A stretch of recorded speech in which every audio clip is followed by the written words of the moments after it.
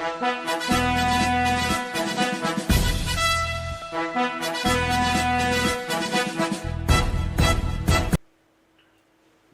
TV ప్రేక్షకులు నమస్కారం. ఈరోజు ప్రత్యేక అంశాల్లో ప్రాధాన్యంగా ఒక విషయాన్ని మనం చెప్పుకోవాలి. పాకిస్తాన్ అంటే తెలియని వారు ఎవరు ఉండరు, చిన్నపిల్లల దగ్గర నుంచి పెద్దవాళ్ళ దాకా. ఈవేళ పాకిస్తాన్లో ఒక సంఘటన జరిగిందని తెలుస్తుంది. ఈ సంఘటన చెప్తే చిన్నవాళ్ళు పెద్దగా పట్టించుకోరు, పెద్దవాళ్ళు నోట్లో వేలేసుకుంటారు. అది చెప్పేస్తున్నా. మరి ఒక వ్యక్తి ముసుగు వేసుకొని తిరుగుతున్నాడు. భారతదేశంలో కొన్ని కోట్ల ఆస్తులు పెట్టుకొని 21 పేర్లు మార్చుకుంటూ 21 పాస్పోర్ట్లు పెట్టుకొని ఒక వ్యక్తి బొంబాయి నుండి దుబాయ్కి వెళ్ళి దుబాయ్ నుండి పాకిస్తాన్లో చేరాడు. పాకిస్తాన్లో స్థిరపడ్డాడు. ఆ వ్యక్తి పేరు చెప్పమంటారా? దావూద్ ఇబ్రహీం. అనేక రకాల పేర్లు. మన భారతీయ చట్ట ప్రకారం ఒక వ్యక్తికి ఒక ఓటు మాత్రమే ఉండాలి.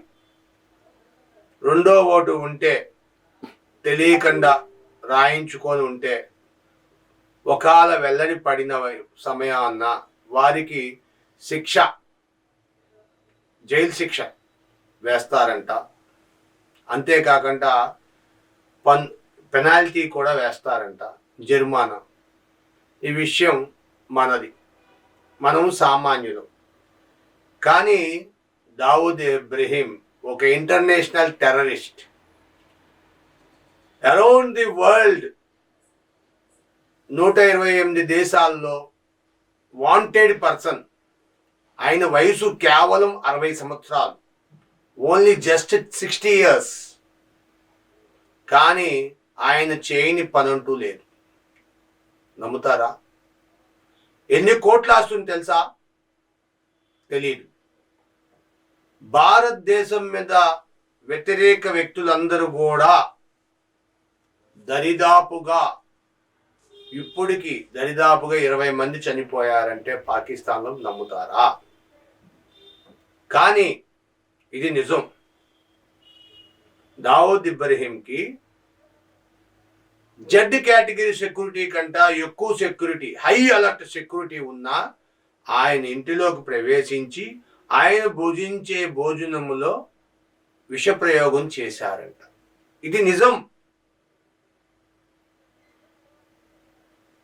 ఇంటర్నెట్లు మొత్తం ఆపేశారు, దేశం నుండి బయటికి వెళ్ళకూడదని ఈ న్యూస్ని. కానీ బిడ్డ పుట్టినాక పేరు దాగుతాదా అన్న తీరులో న్యూస్ బయటకు వచ్చేసింది. ఇది 2 రోజుల క్రితం జరిగింది. కానీ కొందరు దీన్ని నిజమని ఒప్పుకుంటలా, చచ్చిపోయాడు అని చెప్పట్లా.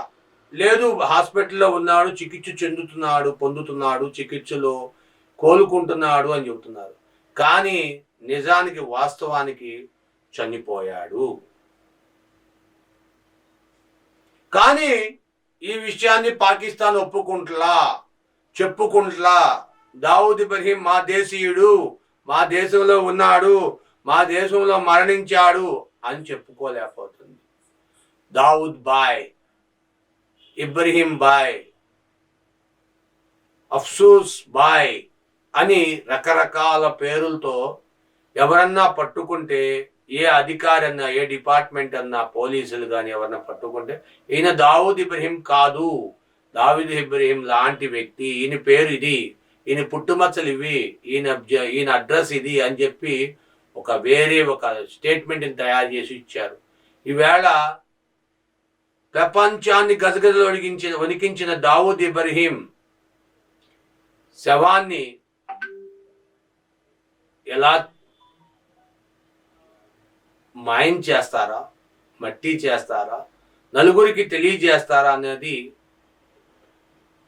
ఏమీ అర్థం కాని అగమ్య గోచారమైన ప్రశ్న. దీన్ని ఇక మనసులో పెట్టుకోకుండా ప్రశాంతంగా నిద్రపోవచ్చు. ఎందుకంటే ఇంటర్నేషనల్ టెర్రరిస్ట్ దావుద్ ఇంకా మనకు లేడు అనే నమ్మవచ్చును.